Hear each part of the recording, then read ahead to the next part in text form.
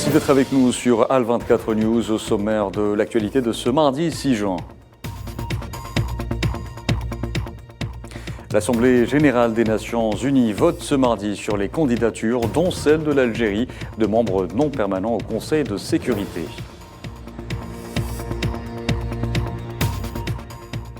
Opération sécuritaire d'envergure au Niger, les forces armées nigériennes annoncent l'élimination de 7 terroristes et l'interpellation de 20 autres. D'importantes quantités d'armes sont également saisies. La station nucléaire de Zaporijia hors de danger après la destruction partielle du barrage hydroélectrique de Kakhovka dans la région de Kherson. Moscou et Kiev s'accusent mutuellement d'en être responsables. Et au Kyrgyzstan, arrestation de plus de 30 personnes accusées de vouloir organiser des émeutes et un coup d'État.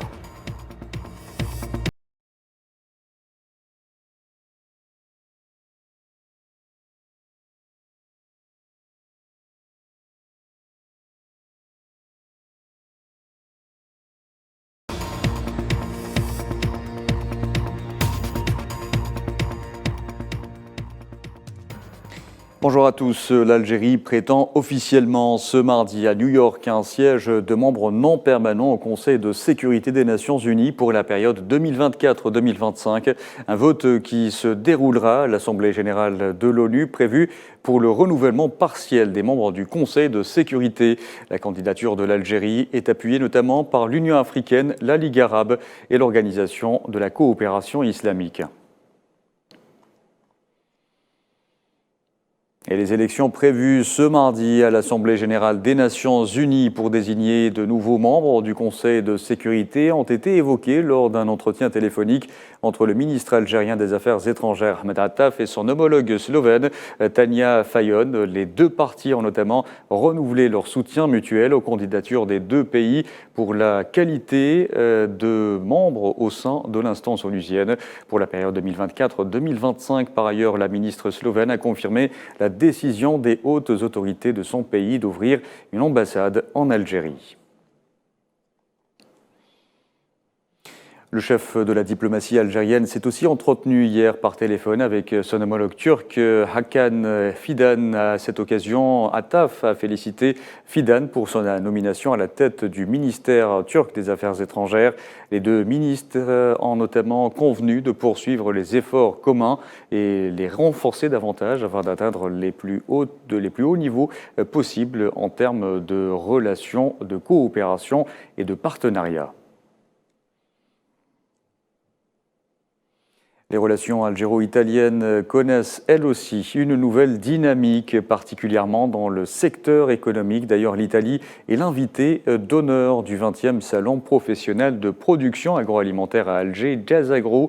Le pays est représenté par une soixantaine d'entreprises. Mohamed Wali Ben Chaban. Jazagro 2023 ouvre ses portes. Un salon dédié exclusivement aux professionnels des industries de l'agroalimentaire. Une occasion pour débattre et étudier la réalité de l'amont agricole en Algérie et dans le monde avec tous les opérateurs économiques internationaux.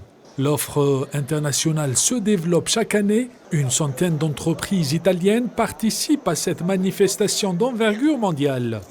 Nous sommes ici avec plusieurs entreprises italiennes pour assurer des avancées immédiates. Nous tenons à remercier une fois de plus l'Algérie pour son soutien aux politiques italiennes et pour être une référence en Afrique pour le développement correct de la coopération entre l'Europe et ce continent exceptionnel. L'Italie est prête à travailler avec l'Algérie en mettant à disposition les connaissances, les outils et les techniques italiennes pour la planification conjointe du développement qui aide les deux pays à se développer. L'Algérie est un marché intéressant pour nous.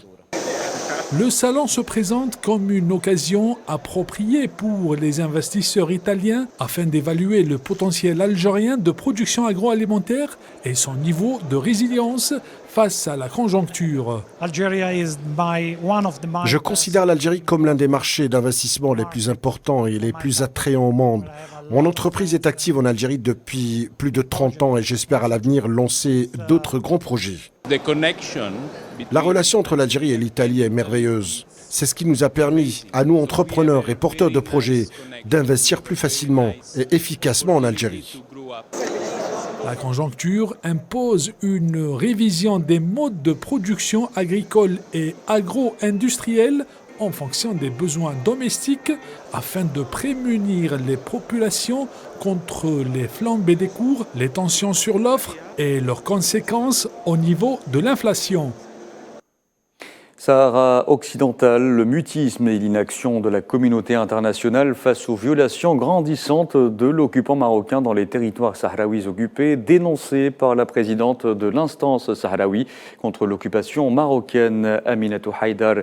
Dans un entretien accordé à la fondation suédoise Right Livelihood, la militante sahraoui a souligné les conséquences de ce silence. Neila Et Hamouda. Vivant dans la brutalité et la barbarie du régime marocain, Aminatou Haïdar, la présidente de l'instance sahraoui contre l'occupation marocaine, sort de son silence et dénonce l'escalade des violations graves de l'occupant marocain contre les Sahraouis désarmés, interpellant la communauté internationale, en particulier les Nations Unies, sur son mutisme et son inaction honteuse dans le respect de ses obligations d'appliquer le référendum sur l'autodétermination.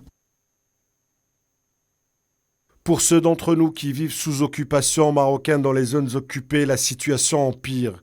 En ce moment, je parle de chez moi et la police est à l'extérieur. Mais mon cas n'est pas unique.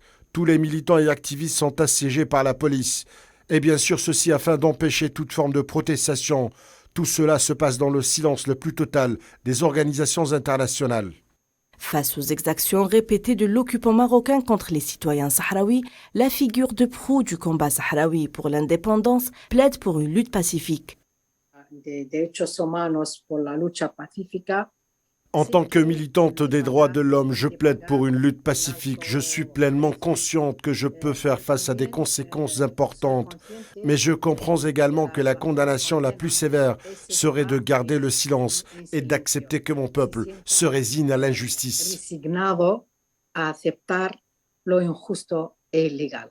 Pour ce qui est de la symbolique du 50e anniversaire du déclenchement de la lutte armée sahraoui et de la création du Front Polisario, Aminatou Haïdar a indiqué que ces 50 ans ont été certes marqués par la perte de beaucoup de martyrs sahraouis dans le champ d'honneur, mais ont été aussi synonymes de beaucoup d'acquis et de succès pour la cause sahraoui. Je vous en parlais en titre. Au Niger, impressionnante opération sécuritaire dans l'ouest et le nord du pays. Au moins 7 terroristes ont été tués, 20 autres interpellés et 46 armes ont été saisies, de même que des munitions de divers calibres, ainsi que 3 véhicules au cours de plusieurs opérations menées cette semaine par les forces armées nigériennes. Proche-Orient, nouvelle vague d'arrestations en Palestine occupée. Les forces d'occupation sionistes ont arrêté ce mardi 14 Palestiniens dans différents gouvernorats relevant de la Cisjordanie occupée. Plusieurs localités de Cisjordanie et d'El-Quds occupées sont encerclées depuis plusieurs jours par l'armée de l'occupation sioniste qui a intensifié ses mesures répressives et ses arrestations à l'encontre des Palestiniens.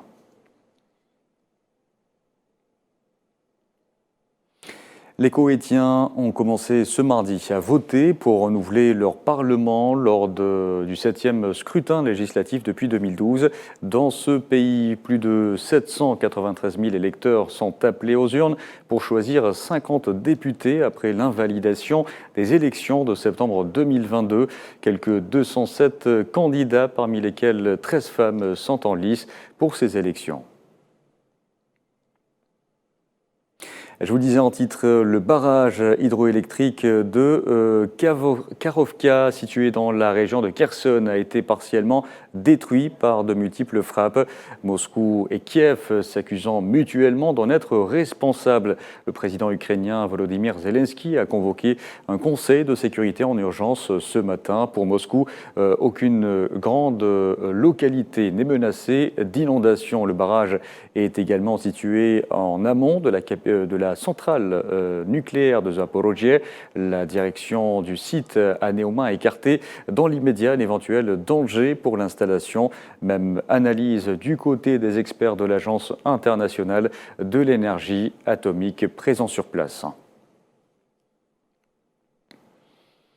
Je vous disais également en titre, plus de 30 personnes accusées de vouloir organiser des émeutes et un coup d'État au Kyrgyzstan ont été arrêtées. La dirigeante du parti politique Eldik Kenesh, le Conseil populaire non représenté au Parlement, est accusée par les services secrets d'être le cerveau de ce groupe de plus de 100 personnes. Le GKNB assure que le groupe incriminé devait recevoir prochainement des financements de l'étranger.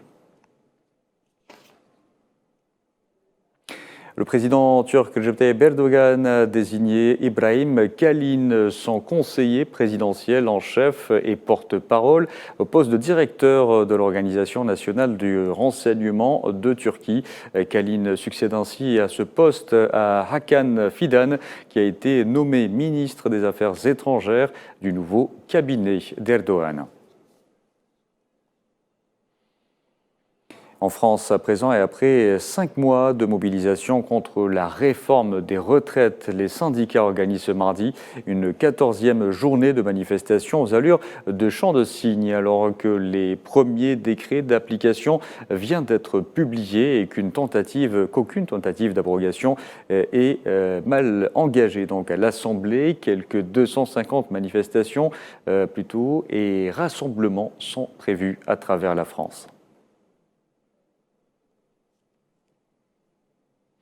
Le ministre allemand de la Défense, Boris Pistorius, a rencontré ce mardi à New Delhi son homologue indien, Rajnath Singh, dans le but de renforcer les relations bilatérales entre les deux nations. Pistorius, qui effectue une visite de 4 jours en Inde, a abordé avec son homologue indien la coopération bilatérale en matière de défense et les liens industriels. Dans l'actualité également, au moins 42 personnes sont mortes après de fortes pluies qui se sont abattues sur Haïti, provoquant des inondations et des glissements de terrain de grande ampleur au cours du week-end. Selon l'Agence gouvernementale de gestion des catastrophes, plus de 13 000 personnes ont perdu leur maison et 11 sont toujours portées disparues après que des pluies torrentielles ont causé des dégâts dans tout le pays, y compris dans la capitale, Port-au-Prince. Et puis, sport football, pour terminer, le ballon d'or français Karim Benzema, en partance du Real Madrid, s'est engagé pour 3 ans avec le club saoudien d'Al-Ittihad. Selon des sources internes au club, Benzema a signé un contrat pour son transfert à Al-Ittihad pour une période de 3 ans. Le Français a joué son dernier match avec le Real dimanche, après 14 saisons passées au sein du club madrilène.